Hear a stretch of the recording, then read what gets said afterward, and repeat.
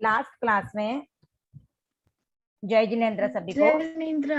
Last class में आप लोगों ने सभी अतिचारों का रिवीजन किया है। उसके लास्ट क्लास में हमने सभी पार्टियों का रिवीजन कर लिया था। यस।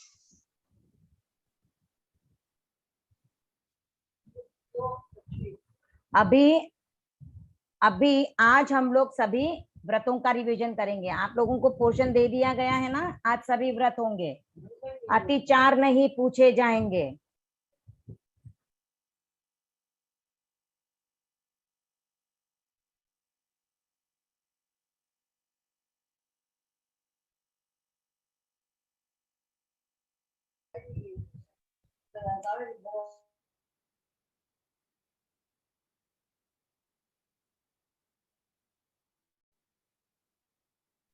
व्रत पूछे जाएंगे या अतिचार?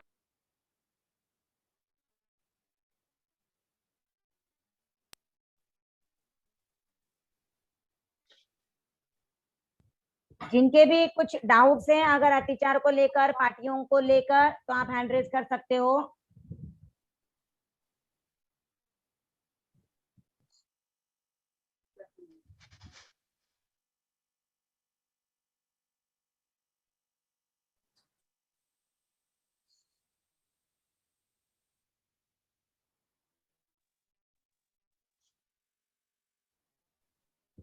हाँ, दिया गुंदेचा अनम्यूट करो। पूछे जाएंगे अतिचार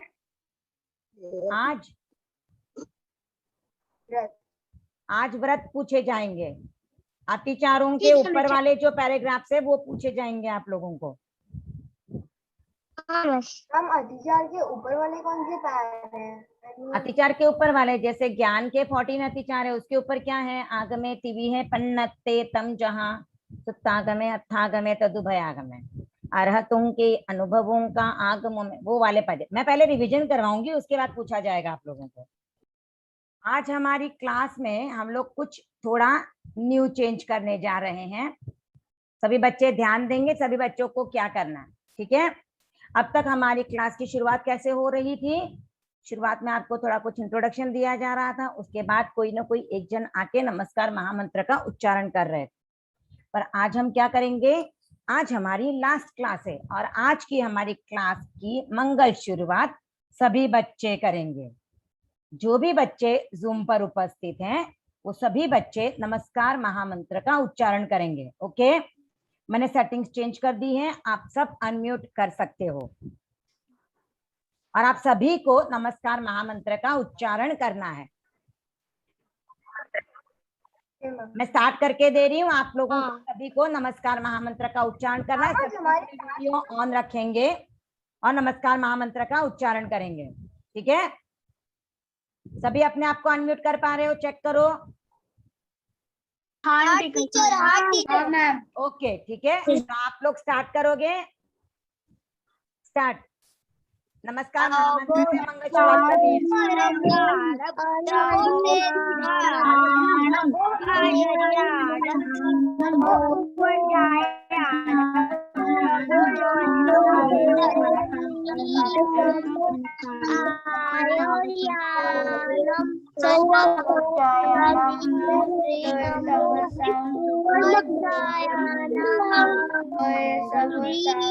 नमो लोवे सौवसावना एके पंचमरो सौवपावपनास्तरणा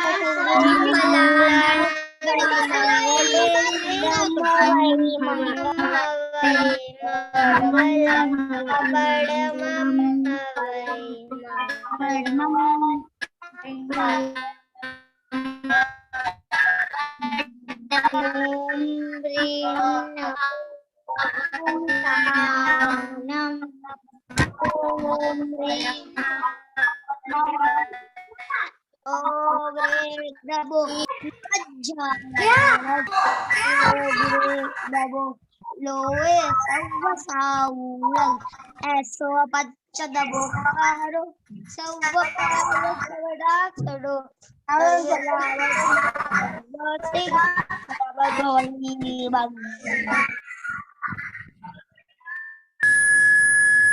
बच्चों के लिए ओम अरहम। सभी ने बहुत ही अच्छी तरह से नमस्कार महामंत्र की शुरुआत की है और हमारी क्लास की शुरुआत आज बहुत ही मंगल होने वाली है। अपनी जो प्रतिक्रमण सीखने की शुरुआत हमने की थी, उस प्रतिक्रमण की यात्रा का हमारा ये अंतिम पड़ाव है। आज हम अंतिम रूप में सभी व्रतों की एक बार रिवीजन कर लेंगे और उसके बाद आप लोगों से ओरल रिवीजन, आपको क्वेश्चन पूछे जाएंगे और आपको व्रत बताने होंगे। तो इसके बाद आप लोगों को टाइम दिया जाएगा कि आप अपने प्रतिक्रमण को अच्छे से रिवाइज करके लर्न कर लीजिए। अगर आपको कोई भी डाउट हो क्लास संपन्न होने के बाद या फिर बाद में भी 28 अगस्त तक आपको कोई भी डाउट आए तो सभी के पास ग्रुप में मेरे नंबर हैं, आप लोगों को एक बार शेयर कर दिए जाएंगे। आप मुझसे या और किसी भी अपने टीचर्स को भी पूछ के उन डाउट्स को क्लियर कर सकते हो। के लिए तो आप लोगों ने सबने जिन्होंने भी व्रत याद किया है उनको कहीं तो भी कंफ्यूजन है कि 2 करण लेना है, 3 योग लेना है, कहाँ पे त्रय योग बोलना है, कहाँ पे 1 करण लेना है। तो उसी का सॉल्यूशन मैं कर रही थी। तो अब हम शुरू करते हैं अपनी क्लास की। अब उसका सॉल्यूशन हो चुका है, तब हम अपनी क्लास के लिए शुरुआत करेंगे। तो सबके हाथ आनंद केंद्र पर जुड़े रहे। सर्वज्ञ सर्वदर्शी प्रभु महावीर के चरणों में मेरा भाव भरा वंदन। परम आराध्य परम पूज्य गुरुदेव आचार्य श्री महाश्रमण जी के चरणों में मेरा भाव भरा वंदन। सभी चारित्र आत्माओं के चरणों में मेरा भाव भरा वंदन। जूम पर उपस्थित सभी बच्चों को मेरा सादर जय जिनेन्द्र। मुंबई ज्ञानशाला की पूरी टीम, कार्यकारिणी टीम और जो भी मेरी प्रतिक्रमण जो हम क्लास ले रहे उसकी जो टीम है, सभी को मेरा सादर जय जिनेन्द्र। जो भी पेरेंट्स या टीचर्स भी जुड़े हुए हैं सभी को मेरा सादर जय जिनेन्द्र और सभी बच्चों को एक बार पुनः सादर जय जिनेन्द्र। तो हम अपने मंगल गान से क्लास की शुरुआत करेंगे। सर्वमंगल मांगल्यम सर्वकल्याणकारणं प्रधानं सर्वधर्माणां जैनं जयतु शासनम्।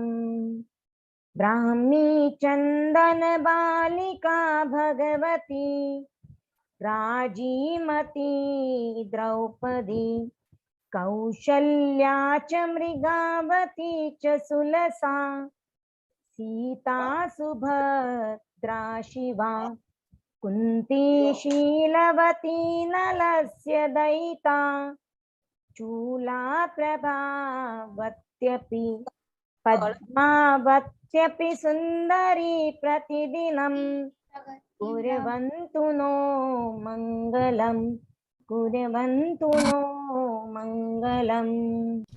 सानवी, डाउट है कुछ? हाँ।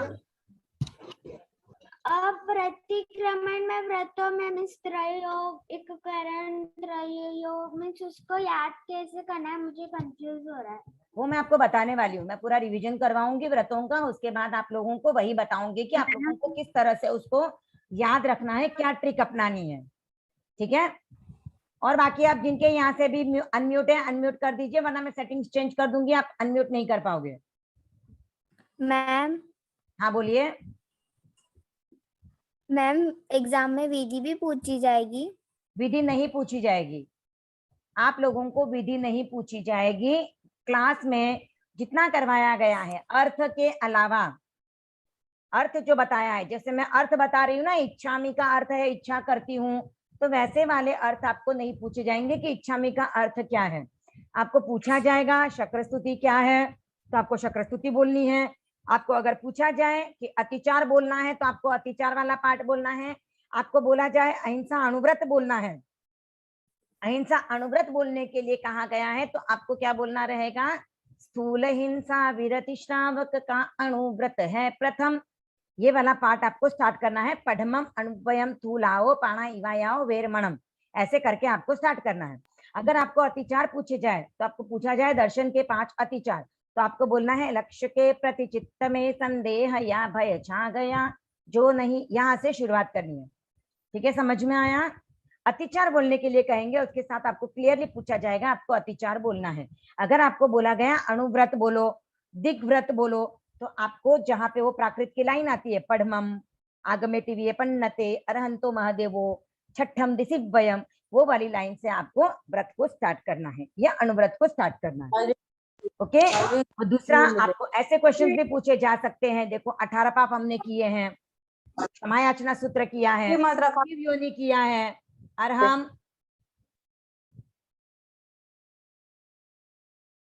जीव योनि हमने किया है, वो पूछा जा सकता है। फिर हमने जो छठे आवश्यक में एंड का पाठ किया है ना, 6 आवश्यक, छठे आवश्यक में जैसे सामायिक, चतुर्विंशति, सवन्ना, प्रतिक्रमण, काय, स्वर्ग, प्रत्याख्यान, इन 6 आवश्यकों में जो कोई अतिचार दोष लगाओ वैसा पाठ पूछा जा सकता है। आपको 6 आवश्यकों के नाम पूछे जा सकते हैं, कितने अतिचार हैं ऐसा भी आपको पूछा जा सकता है। जैसे आपको पूछ लिया गया भोगोपभोग परिमाण व्रत के अतिचार कितने हैं, तो आपको कितने अतिचार है, 20 अतिचार है तो वो बताना है। अगर आपको पूछा ज्ञान के अतिचार कितने हैं, तो 14 अतिचार है बताना है। आपको अगर इस तरह से पूछा जाए कि श्रावक के प्रतिक्रमण के कितने अतिचार हैं, तो 99 अतिचार हैं। तो 99 अतिचार कैसे होते हैं वो भी आपको याद रखना है, वो भी आपको पूछा जा सकता है, ठीक है ना। उसके बाद आपको ऐसे भी पूछा जा सकता है वंदना सूत्र कितनी बार बोला जाता है, हमने किया है ये भी क्लास में, किया है ना क्लास में, कि वंदना सूत्र कितनी बार बोला जाता है, तो 2 बार बोला जाता है, उसमें 6 बार प्रदक्षिणा दी जाती है। मैम एक बार फिर से बता सकते हैं वंदना सूत्र कितनी बार बोला जाता है? मैंने बोला ना, ये वंदना सूत्र एक साथ 2 बार बोला जाता है, और अगर हम पूरे प्रतिक्रमण में टोटल काउंट करें तो 6 बार बोला जाता है। ओके। शक्रस्तुति बोलने के बाद हम क्या बोलते हैं, तो वो भी पूछ सकते हैं आप लोगों को। शक्रस्तुति बोलने के बाद हम जब 2 बार शक्रस्तुति बोलते हैं, उसके बाद हम क्या बोलते हैं, पहला नमोत्थुणम सिद्ध भगवान के प्रति, दूसरा नमोत्थुणम अनंत भगवान के प्रति, तीसरा नमोत्थुणम मम धम्माय यदमो वदे सगत थवत्तु मंगलम श्री श्री 1008 आचार्य श्री महाश्रमण जी के प्रति। थवत्तु जो हमने किया है, बेसिक जो हमने किया है, अर्थ के अलावा सब कुछ पूछा जा सकता है। प्रतिक्रमण का अर्थ क्या है वो भी किया हुआ है, हमने क्लास में किया है ना। प्रतिक्रमण क्या होता है, अशुभ से शुभ की ओर आना, अपने अतीत में जो दोष हुए हैं उनकी आलोचना करना, वापस लौटना, इसे कहते हैं प्रतिक्रमण। जो हमने दोष किए उनकी हम आलोचना करते हैं। तो ये सभी क्वेश्चंस आपकी, और उसमें ये भी पूछा जा सकता है कि कौन से प्रतिक्रमण में कितने लोगस्य का ध्यान किया जाता है। चातुर्मासिक प्रतिक्रमण में कितने लोगस्य का ध्यान, 20, संवत्सरिक में 40, पाक्षिक में 12, दैवसिक रात्रिक में 4। तो इस तरह के नॉर्मल क्वेश्चंस आपको पूछे जाएंगे। प्रतिक्रमण के कितना टाइम है, तो 48 मिनट्स टाइम है। कब करना चाहिए प्रतिक्रमण, दिन में कितनी बार होता है, ऐसा भी क्वेश्चन हमने देखा है, हमने किया हुआ है। तो दिन में 2 बार किया जाता है, एक तो सूर्यास्त के बाद किया जाता है 48 मिनट के अंदर, और एक सूर्योदय से पहले 48 मिनट पहले स्टार्ट करके सूर्योदय तक प्रतिक्रमण को खत्म किया जाता है। तो ये जनरल क्वेश्चंस रहेंगे, ये हम और एंड में देखेंगे। पर एक बार मैं व्रत की रिवीजन आप लोगों को करवा लूं, उसके बाद मैं वापस आप लोगों को एक बार समराइज करवा दूंगी कि हमने क्या क्या किया हुआ है, ठीक है। तो आप लोगों को कोई भी इस तरह का टेंशन भी नहीं रहेगा। तो एक बार हम लोग व्रतों का रिवीजन देख लेते हैं, शुरू करते हैं। रत्नत्रय। अब जब व्रत की बारी आती है तो आप देखिए, आपको जब अतिचार बोला जाए तो आप लोगों को अतिचार से स्टार्ट करना है, लेकिन व्रत बोले जाते हैं, आपको बोला जाए रत्नत्रय बोलना है, आपको बोला जाए कि अब इच्छा परिमाण अणुव्रत बोलिए या अनर्थ दंड विरमण व्रत बोलिए, तो आपको जो पाठ बोलने होंगे वो अब हम रिवीजन करने जा रहे हैं। तो रत्नत्रय, साधना रत्नत्रयी की, विनय नत हो मैं करूं, एक लय हो एक रस हो भाव तन्मयता वरूं, ज्ञान दर्शन चरण की पावन त्रिवेणी में नहा, देव मैं निर्मल बनूं यह स्वप्न मानस में रहा, प्राप्त सम्यक ज्ञान मुझको और दर्शन भी मिला, आचरण का सुमन सुंदर हृदय वनिका में खिला। ज्ञान आगमे तिवि है पन्नते तम जहा, सुत्तागमे अत्थागमे तदुभयागमे। प्राकृत वाली लाइन वापस एक बार बोल लेती हूँ। आपको जब भी व्रत पूछा जाएगा एग्जाम में भी, तो आपको व्रत में प्राकृत वाली लाइन पहले बोल के फिर उसको स्टार्ट करना है। तो एक बार प्राकृत वाली लाइन हम वापस रिपीट कर रहे हैं। आगमे तिवि है पन्नत्ते तम जहां सुत्तागमे अत्थागमे तदुभयागमे। अरहतों के अनुभवों का आगमों में सार है, वह हमारी साधना का प्राणमय आधार है। सूत्र आगम अर्थ आगम तदुभयागम रम्य है, विविध नय की दृष्टियों से सहज सरल सुगम्य है। दर्शन सम्यक्त्व। अर्हंतो महदेवो जावत जीवम सुसाहुणो गुरुणो जीर्ण पन्नत्तम तत्तम ईय सम्मत्तम मये गह्यम। अर्हंतो महदेवो जावत जीवम सुसाहुणो गुरुणो जीर्ण पन्नत्तम तत्तम ईय सम्मत्तम मये गह्यम। देव मेरे दिव्य अरहन श्रेष्ठ सारे लोक में, साधनाधन साधु मेरे सुगुरु पथ आलोक में। धर्म वह जो साधना पथ केवली उपदिष्ट है, आत्मनिष्ठा मय अमल सम्यक्त्व मुझको इष्ट है। सम्यक्त्व के लक्षण, यहाँ पे आपको ये 5 जो अंक लिखा है 5, ये याद ऐसे रखना है अपने नॉलेज के लिए। बट एग्जाम में आपको अगर पूछ भी लिया जाए सम्यक्त्व के 5 लक्षण, तो ये 5 अतिचारों में काउंट नहीं होता है। 5 लक्षण और 5 भूषण अतिचारों में काउंट नहीं होते हैं। अतिचारों में सिर्फ दर्शन के 5 अतिचार काउंट होने वाले हैं, तो ये कंफ्यूजन मत रखना। ये सिर्फ सम्यक्त्व के 5 लक्षण, ये नंबर आपको समझने के लिए कि सम्यक्त्व के लक्षण जो होते हैं वो 5 होते हैं। सम्यक्त्व के लक्षण 5 लक्षण हैं। शांत है आवेग सारे,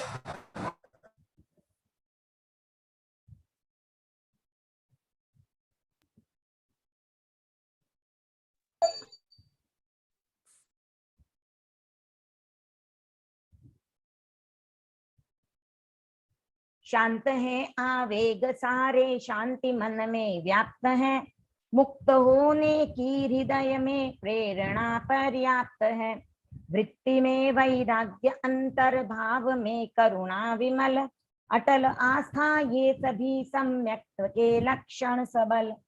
सम्यक्त्व के भूषण, लक्ष्य में स्थिरता निरंतर भक्ति भावित भावना, धर्म शासन की करूं निस्वार्थ सतत प्रभावना।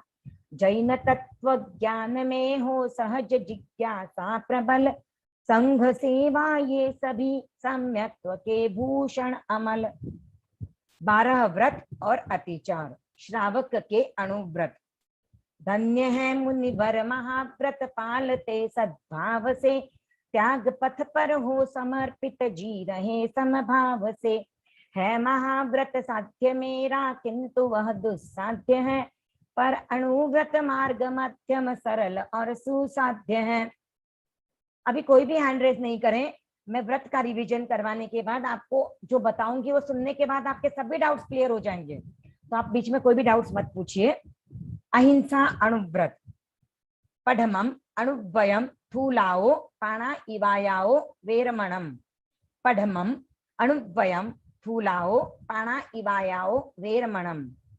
स्थूल हिंसा विरति श्रावक का अणुव्रत है प्रथम, जैन श्रमणोपासकों की अर्हता है न्यूनतम। इंद्रियादिक जगत के गतिशील त्रस प्राणी सभी, लक्ष्य पूर्वक निरपराधी का न वध करना कभी।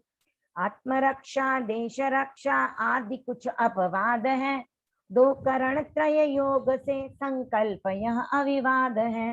देहधारी हूँ अतः आरंभ भी अनिवार्य है, किंतु यह संकल्प जा हिंसा सदा परिहार्य है। सत्य अणुव्रत। बीयम अणुव्ययम थूलाओ मुसावायाओ वेरमणम। बीयम अणुव्ययम थूलाओ मुसावायाओ वेरमणम।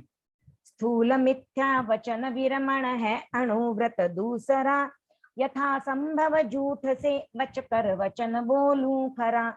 त्याग कन्या लीक का त्यों गाय विषय अलीक का, भूमि क्रय विक्रय प्रसंगे क्यों अतिक्रम लीक का। ना धरोहर को नकारूंगी स्वयं की मान कर, मैं नहीं दूंगी कभी झूठी गवाही जान कर। दो करण अरु तीन योगों से हमेशा त्याग है, सत्यव्रत संकल्प से मुझको विपुल अनुराग है। अस्तेय अणुव्रत, अस्तेय अणुव्रत को आपको अचौर्य अणुव्रत भी अगर बोला जाए तो सेम ही है। अस्तेय अणुव्रत, अचौर्य अणुव्रत और अदत्तादान वीरमण व्रत, ये तीनों ही नाम इसी अणुव्रत के हैं। तो अस्तेय अचौर्य अणुव्रत को देखेंगे। तय्यम अणुवयम थूलाओ अदिन्ना दानाओ वेरमणम। तय्यम अणुवयम थूलाओ अदिन्ना दानाओ वेरमणम। व्रत अदत्ता दान विरमण तीसरा विख्यात है, स्थूल चोरी त्याग से इसकी सहज शुरुआत है। खात खन कर तोड़ कर दीवार चोरी ना करूं, ग्रंथि भेदन कर पराया धन कभी क्यों मैं हरूं। तोड़ ताला पतित विस्मृत नहीं कोई चीज लूं, क्यों किसी धनवान का धन लूट कर उसको छलूं। दो करण अरु तीन योगों से करूं व्रत पालना, चाहती मैं इस सुरक्षा कवच को संभालना। यहाँ पर चाहती मैंने किया है फेमिनाइन के हिसाब से, पर आप चाहता भी बोलोगे तो भी राइट है। स्वदार संतोष अणुव्रत।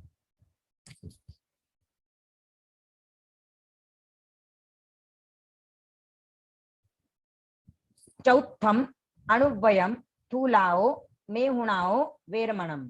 चौथम अणुवयम थूलाओ मेहुणाओ वेरमणम। वो लाइन यहाँ पे नहीं लाई गई है, मैं बोल रही हूँ, ओरली सुन लीजिएगा। चौथम अणुवयम थूलाओ मेहुणाओ वेरमणम। अणुव्रत चौथा निरूपित स्थूल मैथुन विरति है, जिंदगी भर पालने से सहज होती सुगति है। दिव्य भोगों को न भोगूं दो करण त्रय योग से, विरत मैथुन से रहूं मैं आत्मबल सहयोग से। मनुज या तिर्यंच विषयक काम भोग अनल्प है, ना करूं मैं कभी सेवन काय से संकल्प है। इच्छा परिमाण अपरिग्रह अणुव्रत। पंचमम अणुवयम थूलाओ परिग्रहाओ वेरमणम। पंचमम अणुवयम थूलाओ परिग्रहाओ वेरमणम। पांचवा व्रत उपासक का परिग्रह परिमाण है, कामनाओं पर नियंत्रण स्वयं का कल्याण है। खेत और मकान का सीमाकरण अब मान्य है, स्वेच्छया सीमित रजत सोना तथा धन धान्य है। विपद चाहे हो चतुष्पद सभी का परिमाण है, गुप्य सीमाधिक परिग्रह ग्रहण प्रत्याख्यान है। करण एक त्रियोग से स्वीकृत नियम की साधना, स्थूल अपरिग्रह अणुव्रत की करूं आराधना। दिग्व्रत। छठम दिशिव्वयम। छठम दिशिव्वयम। दिशाव्रत छठा दिशाओं का करूं परिमाण में, ऊर्ध्वतीर्यक दिक अधोदिक का रखूंगी ध्यान में। किया सीमांकन उसी का कर अतिक्रम काय से, पांच आश्रव निषेवन का त्याग अपनी राय से। एक करण अरु तीन योगों का स्मरण प्रतिदिन रहे, जिंदगी भर दिशा व्रत परिमाण की धारा बहे। उपभोग परिभोग परिमाण व्रत। सप्तमम उपभोग परिभोग परिमाण वयम। सप्तमम उपभोग परिभोग परिमाण वयम। भोग के साधन विपुल है अतुल मन की लालसा, लालसा की पूर्ति में आरंभ है भूचालसा। खाद्य संयम वस्त्र संयम वस्तु का संयम बढ़े, भोग या उपभोग का संयम सफलता से सधे। प्रथम उल्लणिया अंगोछों का सविधि परिमाण हो, दंतवण सीमित दतौनों का सहज संज्ञान हो। फलों की विधि तैल मर्दन और उबटन स्नान जो, वस्त्र की विधि विलेपन पुष्पाभरण पहचान हो। अगरु धूपन पेय बहुविध भक्ष्य घेवर आदि हैं, तथा ओदन सूप विधि अरु विगय विधि निरुपाधि है। शाक मधुरिम फल सरस भोजन उदक विधि ज्ञेय है, और विधि मुख वास वाहन शयन की आदेय है। पादुका व सचित्त विधि द्रव्यादिका सीमाकरण, अधिकतम उपभोग अरु परिभोग का हो परिहरण। त्याग मुझको जिंदगी भर इक करण त्रय योग से, मिला मौका साधना का किसी शुभ संयोग से। अपरिमित उपभोग से रहता मनुज संतप्त है, द्विधा भोजन कर्म से व्रत सातवा प्रज्ञप्त है। टालने अतिचार भोजन के यथा अनिवार्य है, तथा कर्मादान 15 कर्मतः परिहार्य है। अनर्थ दंड वीरमण व्रत। अट्ठमम अनट्ठा दंड वेरमण भयम। अट्ठमम अनट्ठा दंड वेरमण भयम।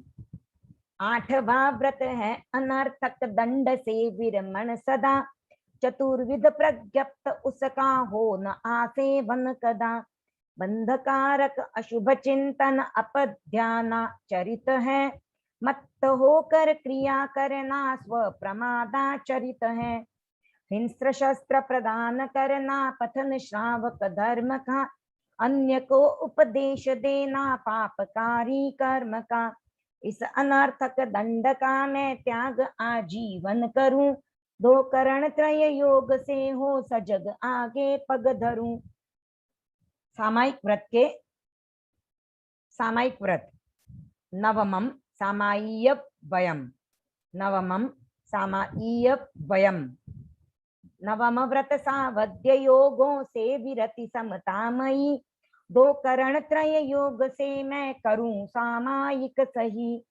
नियत कालावधि सुनिश्चित शांत मन से साधना, एक लय से एक रस से आत्महित आराधना।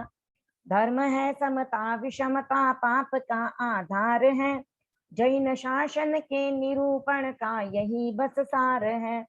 त्याग कर सावध्यचर्या सुखद सामायिक करूं, लीन अपने आप में हो मैं भवोदधि को तरूं। देशावकाशिक व्रत। दसमम देशावकाशीय वयम। दसमम देशावकाशीय वयम। त्याग हिंसा आदि का सामान्य आजीवन किया, और यातायात सीमा हेतु दिग्व्रत भी लिया। एक निश्चित समय तक उनको नियंत्रित मैं करूं, स्वल्पकालिक त्यागमय देशावकाशिक व्रत वरूं। 5 आश्रव द्वार सेवन का अहो निशि त्याग है, 2 करण त्रय योग से जीवन सदा बेदाग है। पूर्व स्वीकृत व्रतों में भी जो किया सीमाकरण, ना करूं मन वचन काया से असीमित आचरण। पौषधोपवास व्रत। 11 समम ओस होव वास वयम। 11 समम ओस होव वास वयम। रात दिन उपवास युत पौषध नियम स्वीकार है, अशन पानक खाद्य एवं स्वाद्य का परिहार है। त्याग अब्रह्माचरण उन्मुक्त मणि स्वर्णादि का, और माला रंग चंदन लेप आदि उपाधि का। शस्त्र मूसल आदि जितने पापकारी कार्य हैं, 2 करण अरु योग त्रय से छोड़ने अनिवार्य हैं। यथा संविभाग व्रत। इसका दूसरा नाम है अतिथि संविभाग व्रत। 12 समम अहा संविभाग वयम। 12 समम अहा संविभाग वयम। यथाशक्ति विभाग देना वर श्रमण निर्ग्रंथ को, साधना में अपेक्षित सहयोग श्रेयस पंथ जो। पूर्ण प्रासुक ऐषणा के योग्य विविध पदार्थ ये, 14 विध दान मुनि को दूं सदा निस्वार्थ में। चतुर्विध अशनादि भक्षण योग्य चीजें ज्ञेय हैं, वस्त्र भाजन और कंबल पाद प्रौंछन देय हैं। प्रातिहारिक फलक पीढ़ा बिछौना संस्कारकम, तथा औषध और भेषज विविध रोग निवारकम। साधु सतियों को समय पर सहज प्रतिलाभित करूं, भावना की नाव से संसार सागर को तरूं।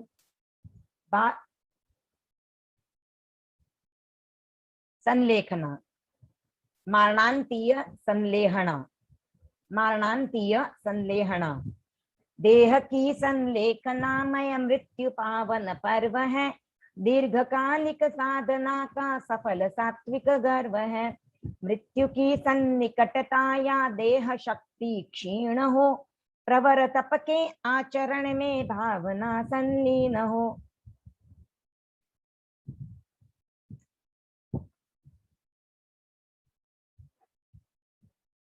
अब कुछ बातें जो मैं आपको बताने जा रही हूँ उनको आपको ध्यान से सुनना है, ताकि आपको व्रतों को याद करने में और उनको अच्छी तरह से याद रखने में भी हेल्प मिलेगी। वैसे जिन्होंने सेशंस देखे हैं और जिन्होंने क्लास अटेंड किए हैं उनको अर्थ समझ में आ गया है, हर चीज का उनको मीनिंग पता है, कौन सा व्रत क्या है ये अगर उनको शॉर्ट में भी पता है तो उनको याद करने में डिफिकल्टी नहीं होगी और ना ही वो कंफ्यूज होंगे।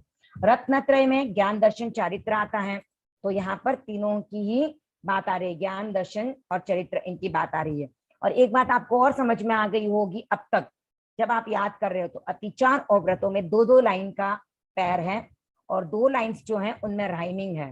जैसे यहाँ पर मैं करूं तो यहाँ पर वरुण, जैसे यहाँ पर नहा तो यहाँ पे रहा, तो राइमिंग होगा। अगर आप एक लाइन स्टार्ट कर रहे हो उसके एंड में जो वर्ड है तो दूसरी लाइन में भी उसी का राइमिंग वर्ड वहां पे आएगा, तो इससे भी आपको थोड़ी हेल्प मिलेगी कि यहाँ पर राइमिंग आना चाहिए।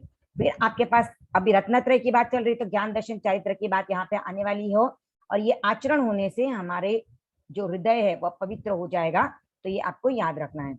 ज्ञान की जब आती है तो तीन प्रकार के ज्ञान आगम बताए गए हैं, तो हम आगमों को ही स्वाध्याय करते हैं और उसी से हमें ज्ञान प्राप्त होता है। तो ये आगमों से हमें ज्ञान प्राप्त होता है, तो उसी का यहाँ पे बात बताई जा रही है कि अरहतों के अनुभवों का उसमें सार है। तो सार है, आधार है, रम्य है, सुगम्य है, तो ये राइमिंग है, तो ये भी आपको ध्यान रखना है। दर्शन सम्यक्त्व में आपको यहाँ पर जो ऊपर वाली लाइन है उसी में बता दिया गया है कि अरहंत मेरे देव हैं, साधु मेरे जो सुसाधु है वो मेरे गुरु हैं, और जिन प्रज्ञप्त जो तत्व है वो मेरा धर्म है। तो ये यहाँ पर यही बात बताई गई कि देव मेरे अरहन हैं, जो साधना के साथ पथ पर साधु जो चल रहे वो मेरे सुगुरु हैं, और जो धर्म केवलियों ने बताया है वो मेरा धर्म है। लक्षण शम संवेग निर्वेद अनुकंपा आस्तिक्य, ये 5 लक्षण हैं। तो शांति, फिर मुक्त होने की इच्छा, वैराग्य, अनुकंपा यानी दया यानी करुणा, और आस्था। भूषण जो सम्यक्त्व को और भी विभूषित करते हैं, उसको अलंकृत करते हैं, उसको और डेकोरेट करते हैं, तो वे भूषण है स्थैर्य, प्रभावना, भक्ति, कौशल, तीर्थ, सेवा। स्थैर्य, भक्ति, प्रभावना, कौशल और तीर्थ सेवा। तो हमें स्थिरता रखनी है, भक्ति करनी है, और हमें प्रभावना करनी है अपने धर्म संघ की, और जैन तत्व के जैन दर्शन का जो नॉलेज है उसको अक्वायर करके उसकी भी हमें महिमा बढ़ानी है, उसके लिए कौशल प्राप्त करना है, और उसके लिए तीर्थ सेवा यानी साधु साधु श्रावक श्राविका की सेवा भी करनी है। अब जो शुरुआत होता है थोड़ा सा जहाँ पे कंफ्यूजन होता है, पहली लाइन क्या होगी, बीच में क्या आएगा, तो यहाँ पर आपको पहले तो ध्यान देना है कि आपको श्रावक के अनुव्रत ऐसा भी अगर पूछा जाए तो आपको ये वाला पद्य बोलना है, धन्य है मुनिवर महाव्रत पालते श्रद्धा से। ये 4 लाइन का पैराग्राफ है जो किसी व्रत के अंतर्गत नहीं आता है, पर व्रतों की पूर्व भूमिका, यानी हम जैसे कोई भी स्पीच भी देते हैं तो हम उसका एक इंट्रोडक्टरी पैरा बोलते हैं ना कि मैं किस टॉपिक पर देने वाली थी, यहाँ पर भी उस तरह की कुछ शुरुआत की गई है कि अनुव्रत क्या है। तो ये एक पद्य है जो आपको और अलग याद करना है। तो 12 व्रत के बारे में जब आता है तो श्रावक के अनुव्रत का ये पद है, जहां पर हम कहते हैं कि मुनिवर जो है वो धन्य है क्योंकि वो महाव्रत पाल रहे हैं और वे त्याग पद पर अर्पित हो गए हैं संभाव से जी रहे, पर मुझ में उतनी क्षमता नहीं है, मेरा साध्य भी महाव्रत पालना है पर वो अभी मेरे लिए पॉसिबल नहीं है, तो मैं अनुव्रत का मार्ग चुन रही हूँ। अब शुरू होते 12 व्रत। तो ये जो 12 व्रत हैं ये अहिंसा अनुव्रत से लेकर यथा संविभाग व्रत तक आते हैं, 1 से लेकर 12 नंबर। तो जब हम कहते हैं पहला अनुव्रत तो यहाँ से 1 नंबर की काउंटिंग शुरू होती है, ज्ञान दर्शन की काउंटिंग नहीं होती है, वो अलग ही रहते हैं। व्रतों की जब काउंटिंग करते हैं तो अहिंसा से शुरुआत होती है और यथा संविभाग व्रत तक आता है। संलेखना भी इन व्रत से बाहर है, यानी ज्ञान दर्शन और संलेखना ये 12 व्रतों के साइड साइड में लिखना, एंड में है और स्टार्टिंग में ज्ञान और दर्शन है। तो पहला अनुव्रत है अहिंसा अनुव्रत। तो यहाँ पर ये जो प्राकृत लाइन है इसको भी आपको ध्यान से देखना है। पढ़मम यानी पहला, बीयम यानी दूसरा, तय्यम यानी तीसरा, चौथम यानी चौथा, पंचमम। और यहाँ पर मैंने जब सुने हैं बच्चों के ओरल्स, पढ़म पढ़म बोलते हैं, पढ़म नहीं है, म के ऊपर बिंदी है। तो पढ़मम, बीयम, तय्यम, चौथम, पंचमम, छठम, सप्तमम, अष्टमम, नवमम, दसमम, 11समम, 12समम। तो सब पे मम मम मम आने ही वाला है, ये आपको ध्यान रखना है। उसके बाद इसमें जो बीच में शब्द आता है प्राणायामो यानी पहला प्राणातिपात के लिए आता है। तो यहाँ पर हमें स्टार्ट जो है वो हिंसा से विरत होना है। तो शुरुआत स्थूल हिंसा से इसकी होगी, इस अनुव्रत की। तो हमें ये ध्यान रखना है। उसके बाद आपको ध्यान देना है कि यहाँ पे 2 इंद्रिय से लेकर 5 इंद्रिय तक के जीवों की हिंसा से दूर रहने की बात की गई है। लक्ष्य पूर्वक हम किसी भी जीव की हिंसा नहीं करेंगे, ये बात यहाँ पे कही गई है। इसमें कुछ एक्सेप्शंस है, आत्मरक्षा और देश रक्षा, ये एक्सेप्शंस हैं। तो इससे वो आपका व्रत के अंतर्गत नहीं आ रहा है, पर उसका भी आपको पाप तो लगना ही है, हिंसा होगी तो, पर वो व्रत में नहीं है। तो अगर आपके ऊपर कोई अटैक करे, आपके देश के ऊपर अटैक करे, तो आप उसको बचाने के लिए आपसे अगर हिंसा होती है तो आपका व्रत भंग नहीं होता है, यानी व्रत में ब्रेक नहीं आता है। फिर इन्हीं व्रतों से करण और योग का ट्विस्ट भी शुरू हो जाता है कि इन व्रतों में हमें 2 करण त्रय योग, 2 करण योग त्रय, उल्टा भी बोलना है, कहीं पर हमें अरु भी ऐड करना है, कहाँ पर 1 करण और 3 योग भी है, कहाँ पर 1 करण त्रियोग भी बोलना है। तो ये हम कैसा याद रखेंगे, ये भी एक ट्विस्ट है यहाँ पर, और ये भी थोड़ा कंफ्यूजिंग है, तो हम इसको भी देखेंगे। पर अभी एक बार के लिए हम जो देख रहे हैं वो उसको ध्यान लीजिए। अगर कोई पेन पेपर लिख के दे के रख रहा है साथ में और लिखना चाहते हो तो भी आप लिख सकते हो। तो पहला अनुव्रत जो है उसकी लाइंस कितनी है, तो 8 लाइंस है। तो हमें सबसे पहले तो ये बात रखनी है कि किस व्रत में कितनी लाइंस है, ये हमको याद रहेगा, तो हमारा प्रॉपर जा रहा है लाइन में वो याद रहेगा। दूसरा, अगर हमें उसका थोड़ा सा मीनिंग पता है तो हम उस मीनिंग के हिसाब से भी देखते जाएंगे, तो भी हमको उस व्रत को याद करने में डिफिकल्टी नहीं आएगी। तो ये 8 लाइंस का पहला अनुव्रत है। अब ये हमारी जो यहाँ पर हिंसा की छूट है वो आवश्यक हिंसा की छूट है, इसीलिए क्या कहा है, देहधारी हूं अतः आरंभ भी अनिवार्य है। तो आरंभजा हिंसा जो आवश्यक है जीवन चलाने के लिए, वो तो मुझे करनी पड़ेगी, पर संकल्पजा हिंसा में हमेशा के लिए त्याग रही हूँ। तो सत्य अहिंसा अनुव्रत में 8 लाइंस हैं, और वहां पर आपको 2 करण त्रय योग ये शब्द आता है। तो आप लिख सकते हो, अगर पेन पेपर लेके बैठे हो तो पहला अहिंसा अनुव्रत में 8 लाइंस है, यानी आप कैसे करोगे, पहला नाम लिखोगे अहिंसा अनुव्रत, उसके आगे आप डैश करके 8 लिखोगे, वो होगा लाइंस के लिए। उसके बाद आप डैश करके लिखोगे 2 करण त्रय योग। ये आपको लास्ट में 3 स्लाइड्स में मिलेगा अभी कि किस व्रत में क्या है, पर फिर भी आप लोग लिख सकते हो। सत्य अनुव्रत की शुरुआत करेंगे, यहाँ पर बीयम होगा, और मृषावाद है तो मुसावायाओ, और उसकी शुरुआत भी स्थूल से ही होगी। ठीक है, पहले और दूसरे अनुव्रत की शुरुआत स्थूल से हो रही है। पहले में हम बोल रहे स्थूल हिंसा विरति, यहाँ पर स्थूल मिथ्या वचन विरम, तो ये हो गई इनकी शुरुआत। तो इसको हमें कंफ्यूजन में नहीं ना है, और जितना हो सकेगा उतना मैं झूठ से बचने का प्रयास करूंगी। फिर उसमें कौन से झूठ है, तो कन्या का झूठ आता है, गाय का झूठ आता है, भूमि का झूठ आता है, उसके बाद धरोहर का झूठ आता है। मैं कहीं पर भी झूठी गवाही नहीं दूंगी। और फिर उसके आगे आप लिखोगे, जैसे सत्य अनुव्रत के जो लाइंस हैं वो भी 8 लाइंस हैं, तो सत्य अनुव्रत उसके आगे डैश देके आप 8 लाइंस लिखोगे, और उसके आगे आप लिखोगे 2 करण अरु 3 योगों से। ठीक है, अब है अस्तेय अनुव्रत। तो अस्तेय अनुव्रत, अचौर्य अनुव्रत। अगर आपको टीचर बाय मिस्टेकली अचौर्य अनुव्रत बोल दे तो कंफ्यूज नहीं होना, क्योंकि आपकी एग्जाम जो है वो टीचर्स आके लेंगी, जो भी आएंगी, वो जो भी टीचर्स आपको असाइन किए जाएंगे वो टीचर आपकी एग्जाम लेंगे। तो उनको अगर पुराना प्रतिक्रमण याद है तो वो इसको बाय मिस्टेकली अचौर्य अनुव्रत भी बोल दे। तो अस्तेय और अचौर्य अनुव्रत अर्थ सेम ही है, तो कंफ्यूज मत होना। अस्तेय अनुव्रत, इसमें तय्यम है, तीसरा अनुव्रत है, तो और अदत्ता दान इस व्रत का दूसरा नाम है, और तीसरा पाप भी है अदत्ता दान, तो यहाँ पे आएगा अदिन्ना दानाओ। इसकी शुरुआत जो है वो अदत्ता दान, जो इसका दूसरा नाम है, उससे शुरुआत होती है इस व्रत की।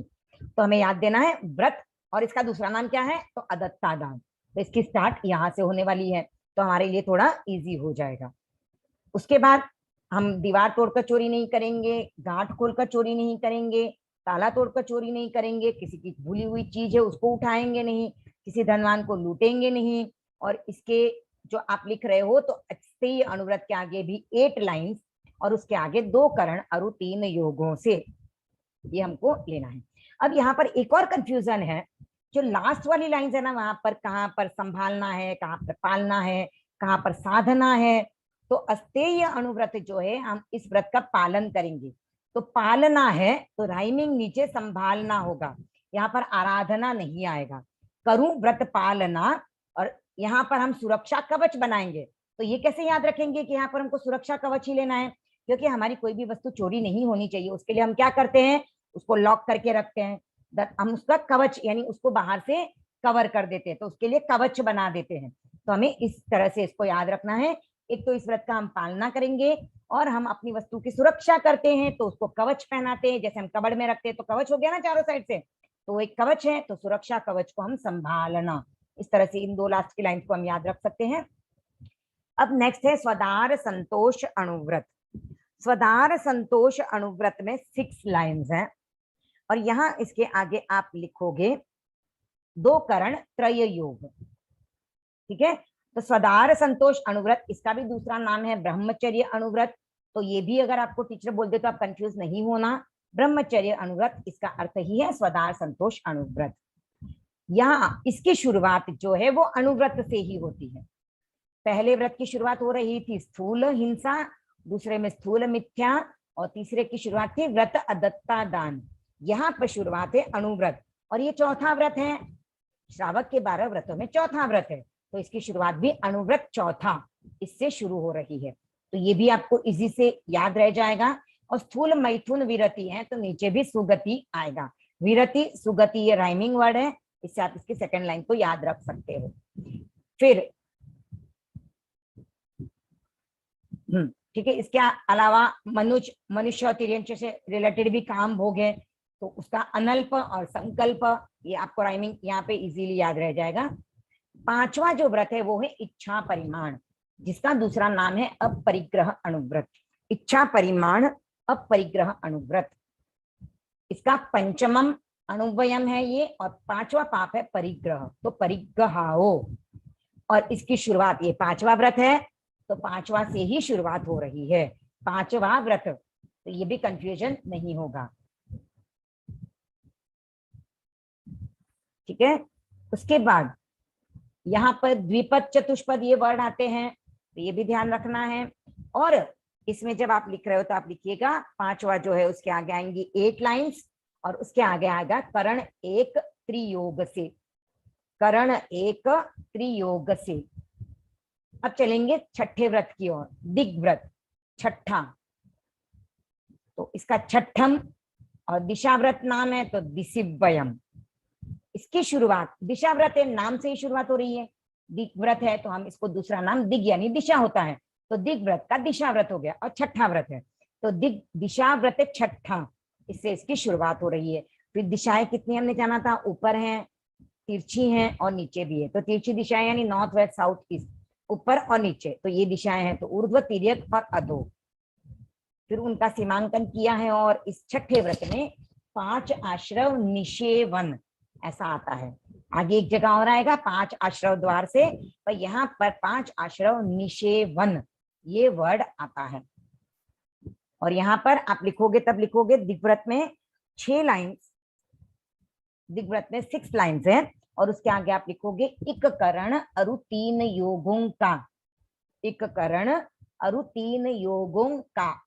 और लास्ट में जो वर्ड देखिए स्मरण प्रतिदिन रहे, और अंत में है धारा बहे। तो अंत की लाइन में भी वापस दिशाव्रत नाम आता है। तो जिंदगी भर दिशाव्रत परिमाण की धारा बहे, तो ऊपर होगा स्मरण प्रतिदिन रहे राइमिंग वर्ड्स के हिसाब से। 7th है उपभोग परिभोग परिमाण व्रत। इसकी शुरुआत होगी सप्तमम, प्राकृत लाइन है सप्तमम, और उपभोग का ही नाम है, परिभोग का भी नाम है, तो उसका सिर्फ क्या हुआ, उपभोग हुआ है। उपभोग परिभोग परिमाण व्यम। इसकी शुरुआत भोग नाम से ही क्लियर है, उपभोग परिभोग परिमाण व्रत है तो भोग से शुरुआत हुआ है इस व्रत की। इस व्रत की लाइंस है 20।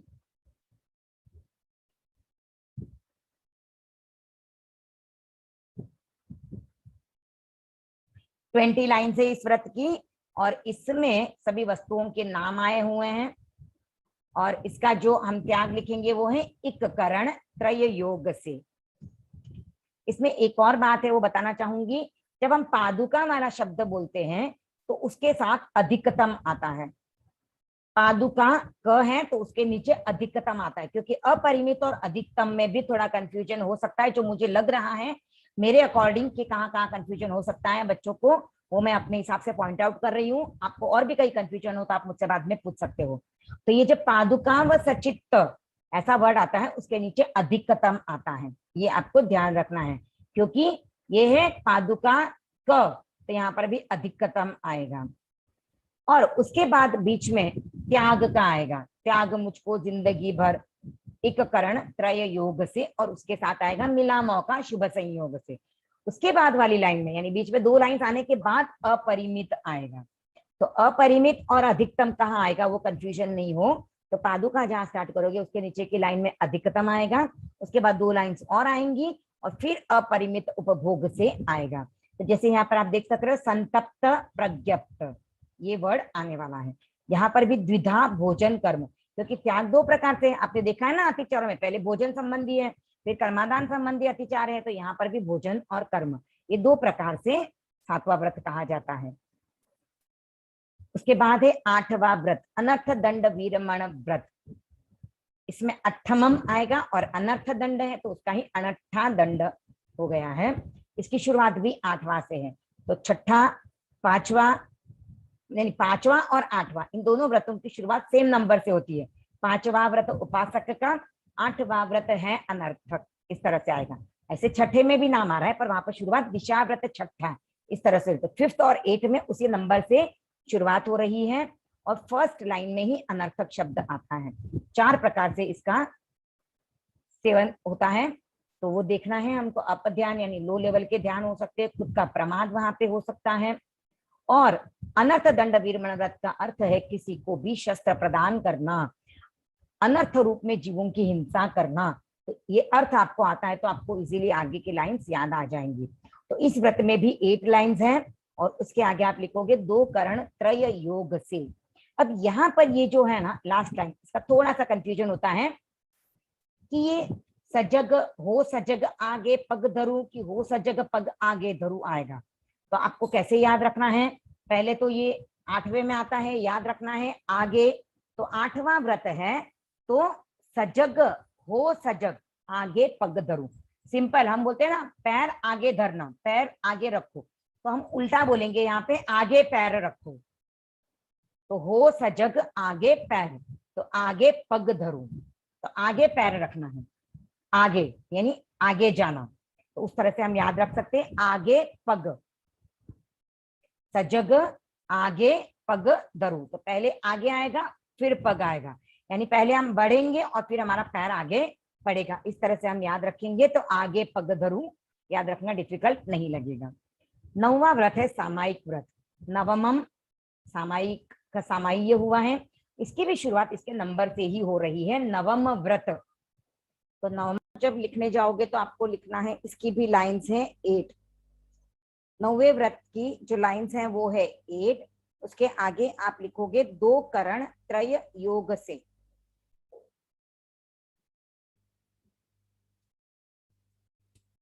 फिर इसकी जो टाइम है वो एक फिक्स्ड टाइम है, तो यहाँ पर वापस एक कंफ्यूजन है, जैसे मैंने बोला था पालना संभालना, तो यहाँ पर साधना आएगा, क्योंकि हम सामायिक में साधना करते हैं तो उसी से रिलेटेड नीचे आएगा आराधना, आत्महित आराधना, साधना आराधना।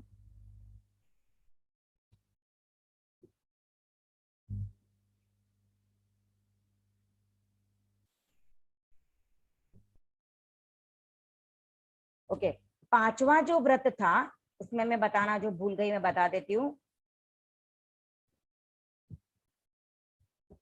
5वें व्रत में भी एंड की लाइन जो है वो साधना और आराधना।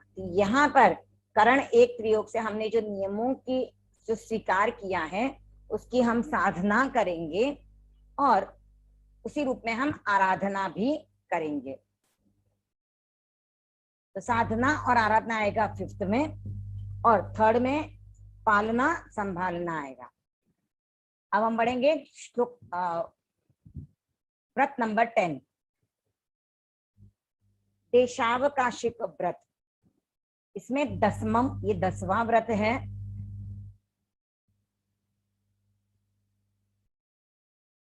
इसकी शुरुआत जो है वो त्याग और हिंसा से होती है। ये थोड़ी डिफरेंट है, स्टार्ट हो रहा है, तो इसको हमें एज इट इज याद रखना होगा। और इसको हम इस तरह से भी याद रख सकते हैं कि 10वें व्रत में हम जीवन भर के लिए जो त्याग किए हैं उनको और शॉर्ट करते हैं। तो ये त्याग से मतलब त्याग को शॉर्ट करना है, इसके लिए यहाँ पर हम त्याग से इसकी शुरुआत हो रही है।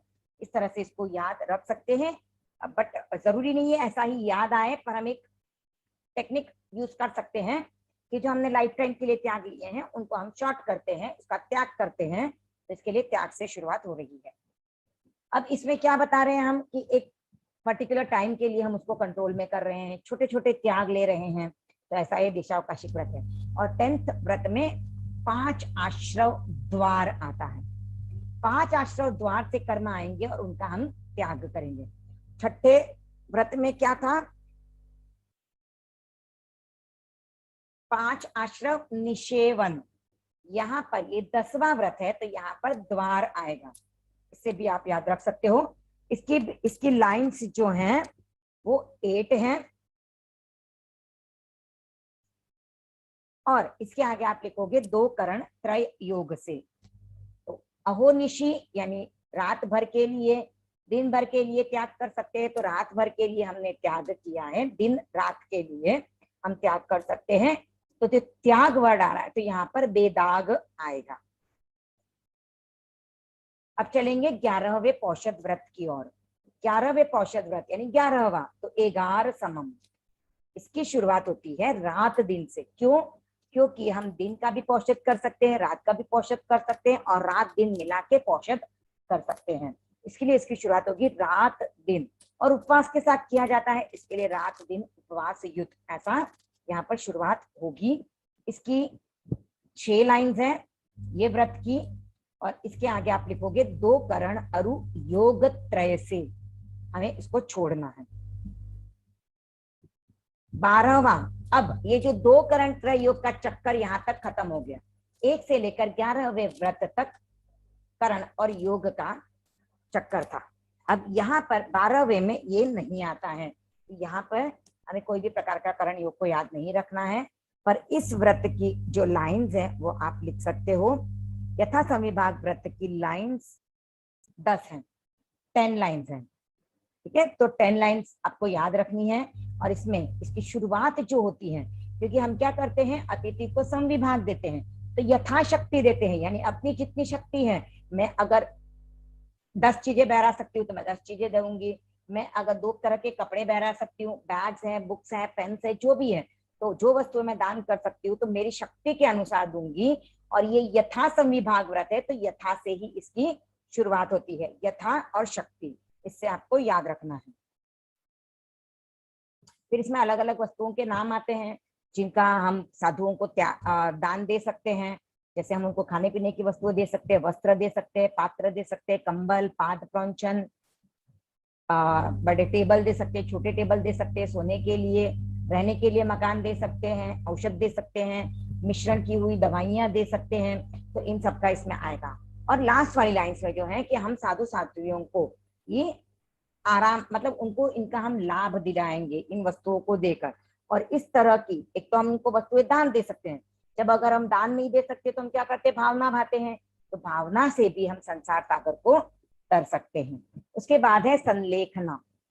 तो मरणांतीय संलेहना, क्योंकि ये मृत्यु के समय की जाती है, मृत्यु का समय नजदीक आया है, वो देखते समय भी की जाती है। यानी इसमें हम शरीर को छोड़ते हैं, या तो शरीर यहाँ से छूट जाता है, या हम संलेखना संतारा करके शरीर को छोड़ने की अपनी क्रिया की शुरुआत करते हैं। इसके लिए इसकी शुरुआत जो होती है वो देह से होती है। तो देह की संलेखनामय, और मृत्यु से रिलेटेड है, तो मृत्यु से इसकी शुरुआत हो रही है। तो ये हमने देखा कि कौन से व्रत में हम क्या क्या हमको कंफ्यूजन हो सकते हैं।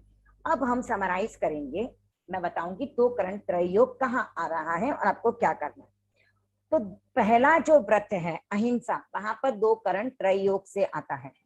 तो 1, 4, 8, 9, 10 यहाँ पर आपको सिमिलर आएगा। क्या आएगा? 1, 1, 4, 8, 9 और 10। कौन से व्रतों में 2 करण और त्रय योग आता है? तो हम देखेंगे 1, 4, 8, 9 और 10। इसमें कौन से आ रहा है? इन 5 व्रतों में, इन 5 व्रत में वर्ड क्या आता है? 2 करण त्रय योग। ठीक है, तो 1, 4, 8, 9, 10 में आपको 2 करण त्रय योग ही लेना है।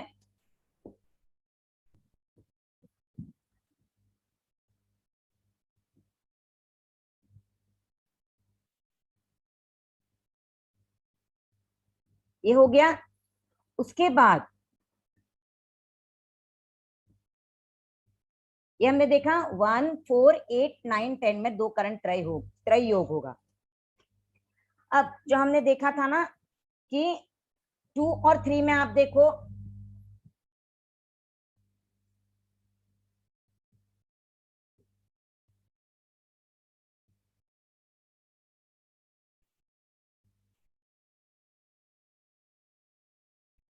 टू और 3 में ये दोनों सिमिलर है, 2 करण और 3 योगों से। इसमें सिमिलर ही आपको बोलना है। तो 2 और 3 में आप बोलोगे 2 करण और 3 योगों से, 2 करण और 3 योगों से।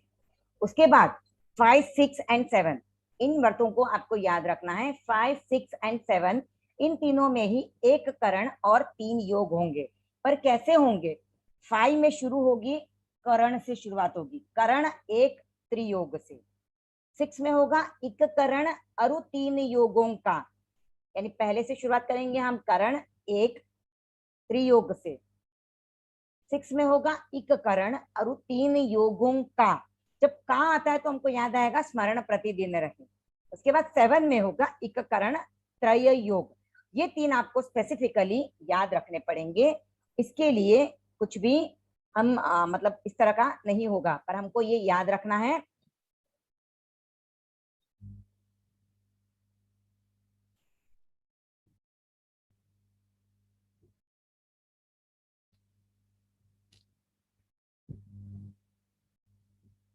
ठीक है, तो हमने ये जो देखा पहला वाला, ये आपको याद रह गया है, ये आपको याद रखना ही है।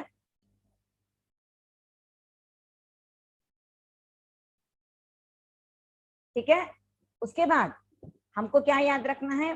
5, 6 एंड 7, ये जो तीनों व्रत हैं, इनमें हमें 1 करण और 3 योग, ये तो याद रखना ही है। ठीक है, इसके अलावा किसी भी व्रतों में 1 करण 3 योग नहीं आता है, 2 करण 3 योग ही आता है। पर इन तीनों ही व्रतों में 1 करण और 3 योग आता है। पर हम कैसे याद रखेंगे? तो हमको क्या करना है, ये हमको नंबर वाइज याद रखना है। 5 में आएगा करण 1 त्रियोग, देन 6 में क्या होगा? 1 करण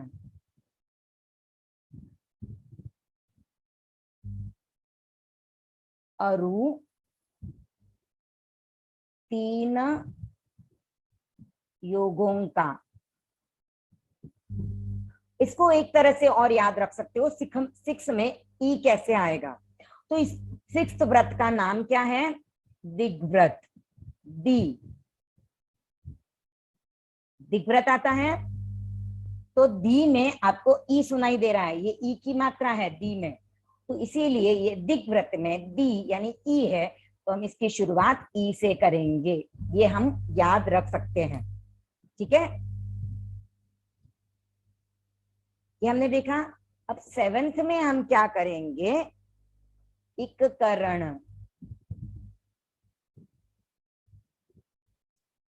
त्रय योग से, यानी है 6 की तरह ही है, लेकिन शुरुआत 6 की तरह ही होगी, यानी 6 और 7 में शुरुआत इक से होने वाली है, ये हम और इजीली याद रख पाएंगे।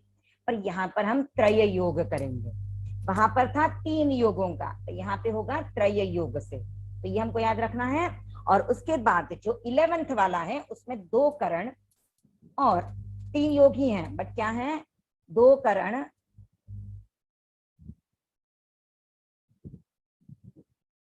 अरु योग त्रय से, योग त्रय से, तो 2 करण त्रय योगी है, बट उसको उल्टा करना है, 11वां व्रत है, तो इसको कैसे याद रखोगे, 11 वर्ड जो है उसकी मिरर इमेज कैसे आती है, 1 को कैसे 11 को कैसे भी लिखो, उसके बीच में मिरर रख दोगे तो भी 11 सेम ही दिखेगा जब हम इस तरह से लिखते हैं। तो नहीं तो कोई बोलेगा कि हम इस तरह से लिखेंगे तो सेम नहीं आएगी, तो उस चीज में मत जाइएगा। जब हम 1 1 लिखते हैं स्टैंडिंग लाइंस बोथ द, तो वो सेम है दोनों, रिफ्लेक्शन दोनों का, तो यहाँ पर हमको ये करना है, उसको हम उल्टा करना है, यानी उल्टा सीधा कैसे भी करो, सीधा रहता है वो सही रहता है, तो हम इसको उल्टा करेंगे। तो 11वें व्रत में हम 2 करण अरु योग त्रय से, त्रय योग को उल्टा कर देंगे और अरु वर्ड लेना है। अब ये अरु वर्ड जो है वो 2 3 एंड 11 में आएगा और 6 में आएगा, ये भी आप याद रख सकते हो। 2 3 6 एंड 11, इनमें आपको अरु शब्द ऐड करना है, ये भी आपको याद रखना है। ठीक है, तो अभी हम एक बार वापस इसको समराइज कर लेते हैं। 1 4 8 9 एंड 10, इसमें क्या आएगा, 2 करण त्रय योग।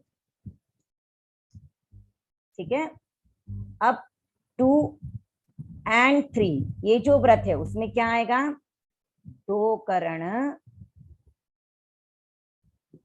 अरु 3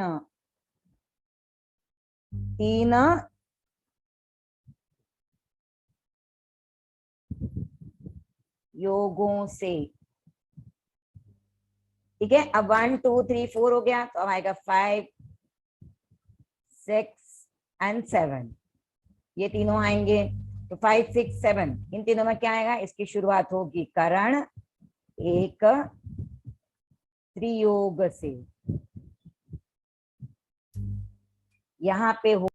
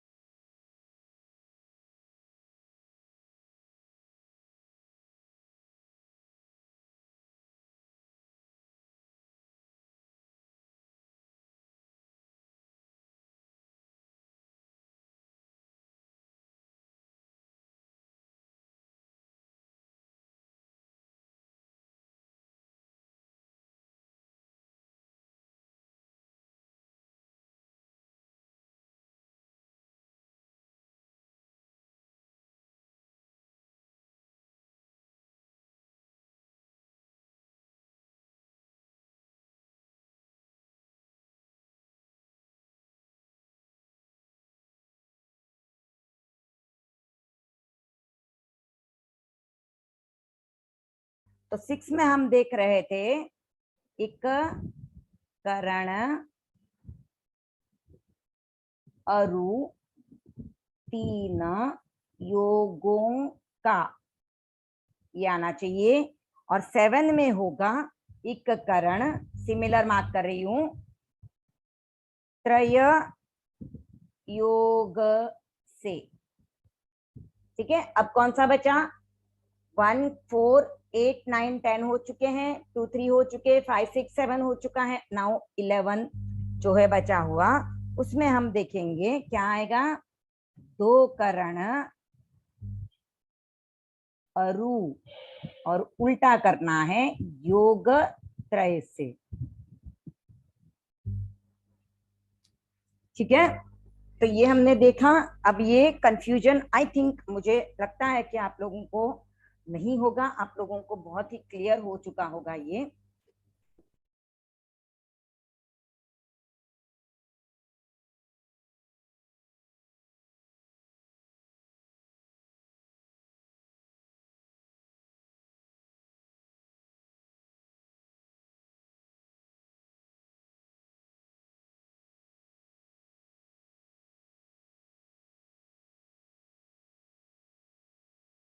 फर्स्ट 4 8 9 एंड 10, इसमें 2 करण त्रय योग से आएगा। 2 3 दोनों में सिमिलर है, 2 करण अरु 3 योगों से आएगा। 5 6 एंड 7, इसमें एक करण 3 योग ही आएंगे, बट 5 में होगा करण एक त्रियोग से, 6 में होगा इक करण, और 7 में भी इक से ही स्टार्ट होगा।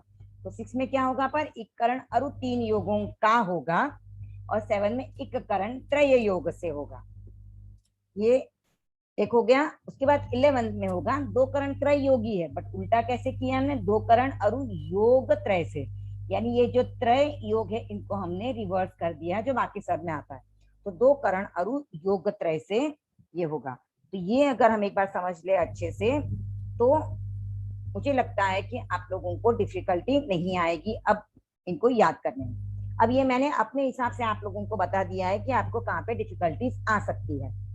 अब जो जनरल क्वेश्चंस हैं जो मैं आप लोगों के साथ शेयर करना चाहूंगी कि आपको कौन से टाइप के एग्जाम में पूछे जाएंगे और आपको क्या क्या चीजें याद रखनी है, उनको आप अच्छे से याद रख लीजिए। देखिए, आपको पार्टियों में सभी पार्टियां याद करनी है जिनको फुल प्रतिक्रमण है उनके लिए। तो नमस्कार महामंत्र भी आपको पूछा जा सकता है क्योंकि प्रतिक्रमण का पाठ है। नमस्कार महामंत्र, वंदन पाठ, सामायिक पाठ, मंगल पाठ, ये चारों ही आपको याद रखने हैं अच्छे से। इर्यापतिक सूत्र, कायोत्सर्ग प्रतिज्ञा, चतुर्विंशति स्तव यानी लोगस, शक्र स्तुति, ये पार्टी आपको याद रखनी है। प्रायश्चित्त सूत्र, वंदना सूत्र। फिर इसमें 3 पार्टियां छोटी हैं, प्रतिक्रमण प्रतिज्ञा, आलोचना सूत्र और अभ्युत्थान सूत्र। तो उसके बारे में भी मैं आप लोगों को एक जो मुझे बात बताना चाह रही हूँ वो मैं आपको बता दूं।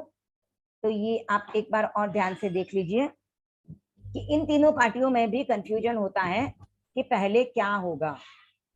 ठीक है ना, प्रतिक्रमण प्रतिज्ञा में क्या आता है, आलोचना सूत्र में क्या आता है, अभ्युत्थान सूत्र में क्या होता है, तो इसमें भी कंफ्यूजन है। तो हम यहाँ से शुरुआत करेंगे। ये है हमारी प्रतिक्रमण प्रतिज्ञा, हम इनको टेबुलर फॉर्म्स में देखेंगे। ये है हमारा आलोचना सूत्र, और थर्ड है अभ्युत्थान सूत्र। ठीक है, ये हमने देखा। अब इसकी शुरुआत कहाँ से होती है, इसमें थोड़ा कंफ्यूजन होता है कि किसमें क्या बोलना है, किसमें क्या बोलना है। तो उसको हम एक बार ध्यान से देखें। तो यहाँ पर देखो, प्रतिक्रमण प्रतिज्ञा, आलोचना सूत्र और अभ्युत्थान सूत्र, यहाँ पर अ है, यहाँ पर आ है। तो इसकी शुरुआत अ और आ से तो होनी ही नहीं है। तो अ और आ से शुरुआत किसकी होगी, जो प्रतिक्रमण प्रतिज्ञा है, तो यहाँ की शुरुआत होती है आवश्यी। यह है फर्स्ट पॉइंट। तो इसकी शुरुआत होगी आवश्यी से, यहाँ पर आवश्यी से शुरुआत होनी ही नहीं। ठीक है, यह हमने समझ लिया। तो तब इन दोनों की शुरुआत कहाँ से होगी? तो इन दोनों की शुरुआत होती है तस्स से ही, दोनों की, पर इनके आगे शब्द अलग आ जाते हैं। तो यहां पर आता है सवस्स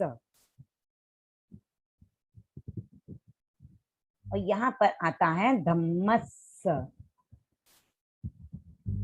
ये धम्मस्स कैसे याद रखोगे? यहाँ पे धम्मस आएगा, यहाँ पे सवस्स आएगा। तो यहाँ पर देखो ये है ना भ, थोड़ा भारी वर्ड लगता है ना भ, तो यहाँ पर भी भारी वर्ड आएगा ध। तो अभ्युत्थान के साथ धम्मस ही आएगा। ध एंड ध दोनों भारी भारी वर्ड आएंगे, यहाँ पर नहीं आएगा भारी वर्ड। तो तस्स सवस्स सिंपल है, तस्स सवस्स, यहाँ पर तस्स धम्मस्स ये आने वाला है। फिर यहाँ पे आपको और दो बातें याद रखनी है कि यहाँ पर देवसीय शब्द दो बार आता है। पहली बार आता है देवसीयम और दूसरी बार आता है देवसीय।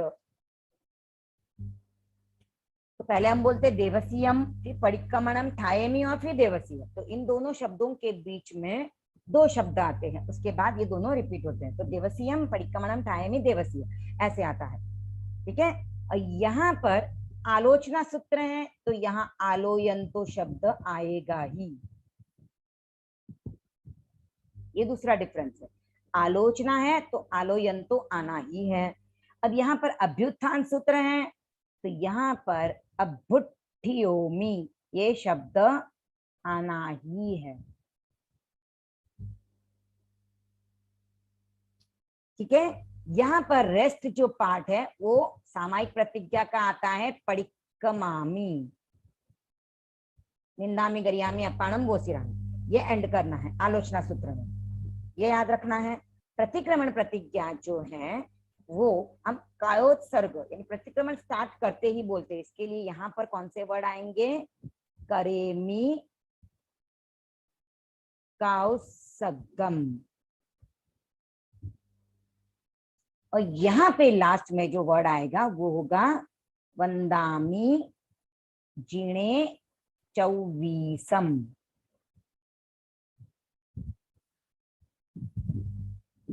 ओके, तो ये हमने देखा तीनों का कंफ्यूजन हमारे अगर हो तो। उसके अलावा आपको क्षमा याचना सूत्र याद रखना है जो खामे मी से शुरू होता है, और जीव योनि आपको याद करनी है। कायोत्सर्ग संकल्प सूत्र ये भी एक छोटी सी पार्टी है, देवसीय अय्यार विसोहनठम करेमी काउसगम, ये भी आपको याद करनी है। उसके अलावा शक्र स्तुति, दो बार शक्र स्तुति बोलने के बाद हम जो पाठ बोलते हैं पहला नमो तुणं सिद्ध भगवान के प्रति, वो भी 3 लाइन्स आपको याद करनी है। और छठे आवश्यक में बोलने का पाठ ये भी हमने देखा है अपनी क्लास में, तो ये भी आपको समझ के और उसको याद रखना। ये हमारी सब पार्टियां एक बार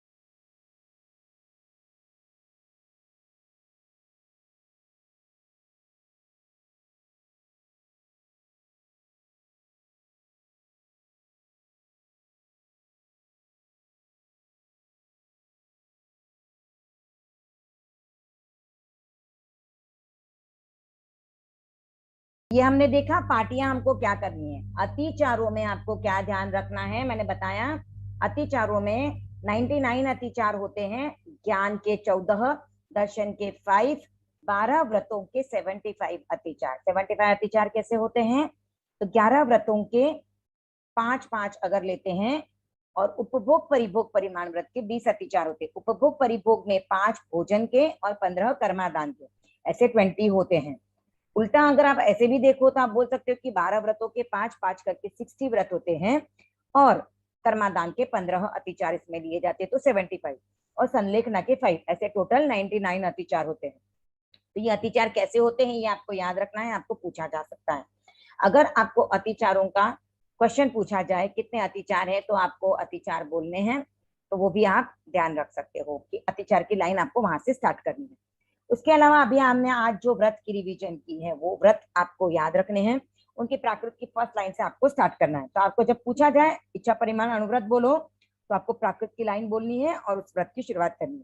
तो कितनी लाइन से वो आपको याद होनी चाहिए और कहाँ पर हमें किस तरह से करण योग को लेना है वो याद रहना चाहिए। 18 पापों के नाम आपको याद होने चाहिए। दूसरी एक बात है कि प्रायश्चित सूत्र आपके प्रतिक्रमण में 3 प्रकार का है। एक तो है इच्छा में ठायुम का सगम, एक है इच्छा में आलोई उम, एक है इच्छा में परिक्रम्य उम। आप तीनों में से कोई भी प्रायश्चित सूत्र बोलोगे, जब आपको प्रायश्चित सूत्र बोलना जाता है तो आप तीनों में से कोई भी प्रायश्चित सूत्र का उच्चारण करोगे, आपका वो सही ही होगा। वंदना सूत्र कायोत्सर्ग प्रतिक्रमण में 2 बार एक साथ बोला जाता है, यानी हम जब भी बोलते हैं वंदना सूत्र तो एक ही बार में 2 बार हम कंटिन्यूअस बोलते हैं, और ओवरऑल पूरे प्रतिक्रमण में वंदना सूत्र 6 बार बोला जाता है। और 6 बार बोलने से इसमें 36 बार वंदना होती है, और एक बार हम बोलते हैं तो 12 बार वंदना होती है। यानी एक बार में हम 2 बार बोलते हैं तो एक वंदना सूत्र में 6 बार प्रदक्षिणा होती है, तो 2 बार बोलते हैं तो 12 बार प्रदक्षिणा होती है। इसके लिए इसका दूसरा नाम क्या है? द्वादश प्रदक्षिणा सूत्र। ठीक है, ये यहाँ तक हो गया आपका कंठस्थ पाठ। अब क्लास में हमने जो थोड़ी एक्स्ट्रा बातें की हैं उनमें से आपको क्वेश्चन कौन से पूछे जा सकते हैं तो हम देखेंगे। एक तो प्रतिक्रमण का अर्थ क्या है वो क्वेश्चन आपको पूछा जा सकता है। प्रतिक्रमण कितने प्रकार का होता है वो क्वेश्चन भी आपको पूछा जा सकता है। तो प्रतिक्रमण कितने प्रकार का होता है? एक तो होता है द्रव्य प्रतिक्रमण, एक तो होता है भाव प्रतिक्रमण, दूसरा एक होता है साधु प्रतिक्रमण, एक होता है श्रावक प्रतिक्रमण। आप ये भी आंसर दे सकते हो। तो आप सभी तरह के आंसर दे दोगे तो आपके कहीं पर भी मार्क्स जाने के चांसेस नहीं रहेंगे। तो प्रतिक्रमण 2 प्रकार का होता है, एक तो द्रव्य प्रतिक्रमण होता है, दूसरा भाव प्रतिक्रमण होता है। दूसरा 2 प्रकार का भी प्रतिक्रमण होता है, एक तो जो साधु करते हैं जो, और एक श्रावक करते हैं जो। और प्रतिक्रमण के 5 प्रकार भी कहे जाते हैं। 5 प्रकार कौन से? दैवसिक, रात्रिक, पाक्षिक, चतुर्मासिक और सांवत्सरिक। ये 5 प्रकार के प्रतिक्रमण भी हो सकते हैं। तो दैवसिक में 4 लोगस का ध्यान होता है, रात्रिक में 4 लोगस का ध्यान होता है, पाक्षिक में 12 लोगस का ध्यान, चातुर्मासिक में 20 लोगस का ध्यान और सांवत्सरिक में 40 लोगस का ध्यान। ये बात भी आपको याद रखनी है। समझो आपको क्वेश्चन पूछा गया तो आप उसके नाम बता सकते हो। एक और क्वेश्चन आपको पूछा जा सकता है कि प्रतिक्रमण के आवश्यक कितने होते हैं? तो आवश्यक कितने होते हैं? 6 आवश्यक होते हैं। 6 आवश्यक के नाम क्या है? सामायिक, चतुर्विंशति स्तव, वंदना, प्रतिक्रमण, कायोत्सर्ग और प्रत्याख्यान। तो ये 6 आवश्यक के नाम भी आपको याद रखने हैं।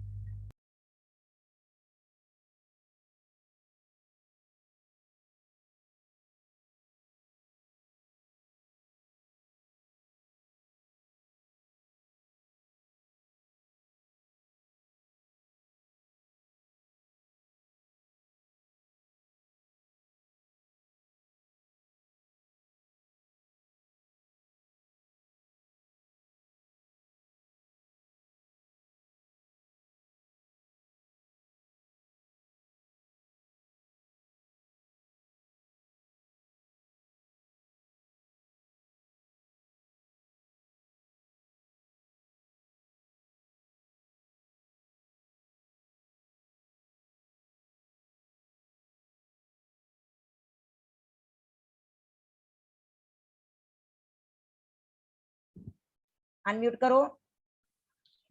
जय जिनेन्द्र आंटी, जय जिनेन्द्र। मेरा ये डाउट था कि जब हम लोग को वंदना सूत्र बोलनी होती है तब हमको बैठना होता है, उठना होता है और वो प्रदक्षिणा करनी होती है, वो करके दिखाना पड़ेगा? नहीं, वो आप लोगों को नहीं करके दिखाना है, बिकॉज आप लोगों को यहाँ पर वो विधि बताया गया है, मैंने बताई थी, बट आपको करके नहीं दिखाना है। आपको नॉर्मल वंदना सूत्र पूरा एज इट इज बोल देना है। और आंटी जो हम लोग देशावकाशिक व्रत लेते हैं उसमें तो हम लोग कोई भी व्रत ले सकते हैं, मौन, उपवास वगैरह। तो हाँ, उसके सिर्फ 5 लिमिटेड अतिचारी के होते हैं। वो उन अतिचारों में सब आ जाता है। Thank you aunty.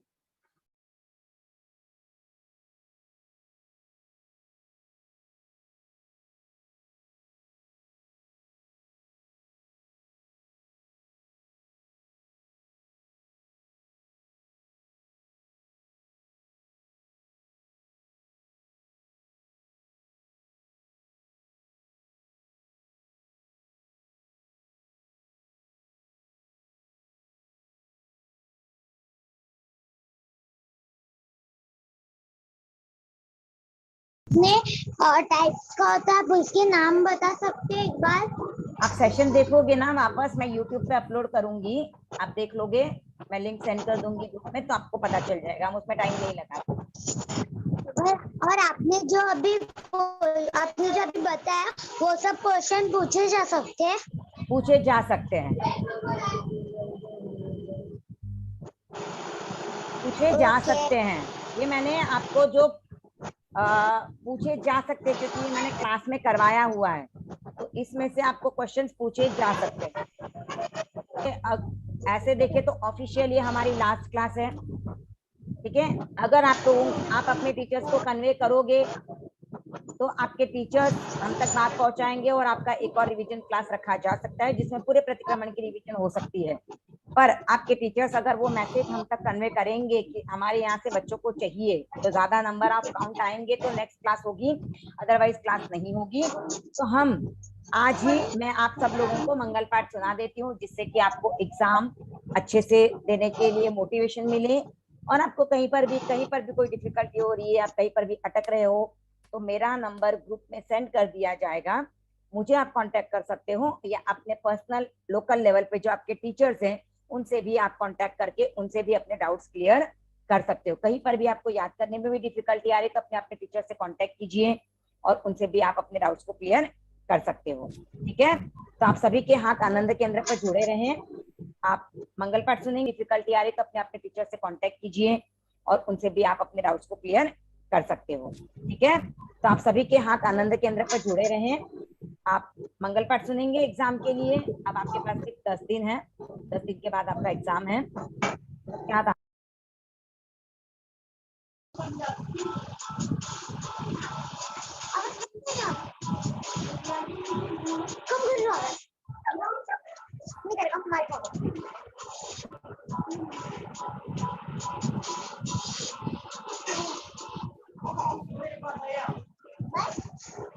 हाँ बाय। हेलो आंटी जी।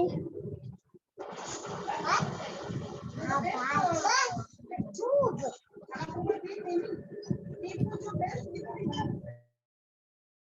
ठीक है, तो अब हम मंगल पाठ सुनते हैं। सबके हाथ आनंद केंद्र पर जुड़े रहें और सभी बच्चों को all the best, best wish.